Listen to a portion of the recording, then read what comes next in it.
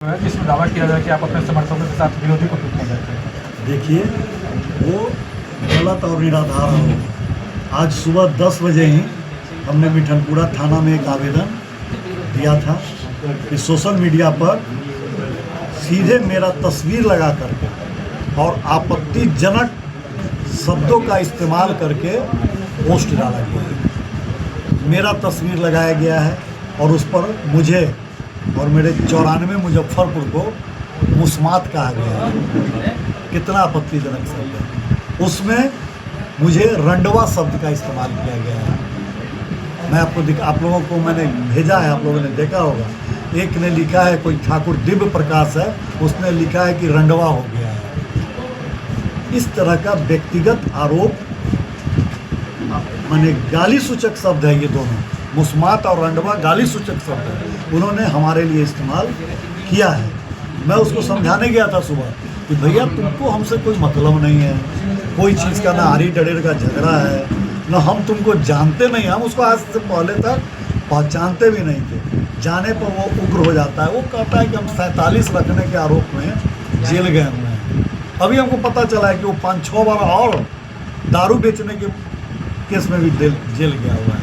और इस तरह का सोशल मीडिया पर एक चुने हुए जनप्रतिनिधि के चरित्र हनन का प्रयास करता है। वो लोग क्षेत्र में मैं जो लोगों के यहाँ निमंत्रण करने जाता हूँ, प्रतिदिन जो 25 जगह 30 जगह का निमंत्रण हो जाता है, उस पर भी उन लोगों को आपत्ति है।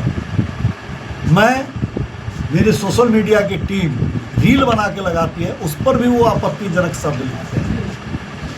लगातार होता है, लेकिन इस तरीके से क्या इस तरह का विरोध होता है?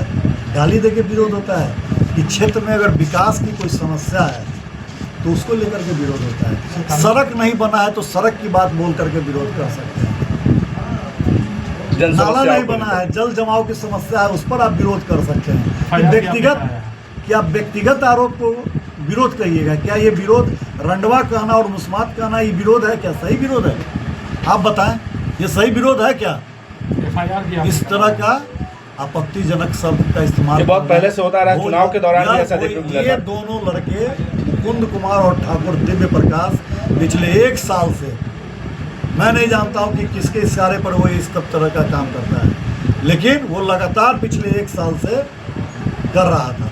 चुनाव तक मैंने सोचा चलो चुनाव का समय है, चुनाव में पक्ष विपक्ष होता है, लेकिन मेरे चुनाव जीत जाने के बाद भी इस तरह का लगातार ये प्रैक्टिस बना लेना। और आप जानते हैं, आप सभी लोग जानते हैं कि मैं बहुत ही व्यवहारिक और शील व्यक्ति हूँ। मैं चुनाव भी अपने इस व्यवहार और शालीनता के कारण ही जीता हूँ। और इस तरह से लगातार एक शील व्यक्ति पर इस तरह का आरोप लगाना। आगे क्या कार्रवाई आपने क्या हमने एक ये मिठनपुरा थाना में आवेदन लिख करके दिया है। इसके पूर्व मैं आज से 2-2.5 महीना पूर्व भी एसएसपी मुजफ्फरपुर साइबर डीएसपी को मैं लिख करके दे चुका हूं कि कुछ सोशल मीडिया पर लगातार मेरे के द्वार पर आपत्तिजनक वाक्यों का इस्तेमाल किया जाता है, आपत्तिजनक पोस्ट किया जाता है। मैं इसकी सूचना 2 से 2.5 महीने पूर्व में भी दे चुका हूँ। आज भी दिया हूँ। आज भी हमारी एसएसपी साहब से बात हुई है। एसएसपी साहब ने कहा है कि इस पर नियम संगत कार्रवाई किया जाए।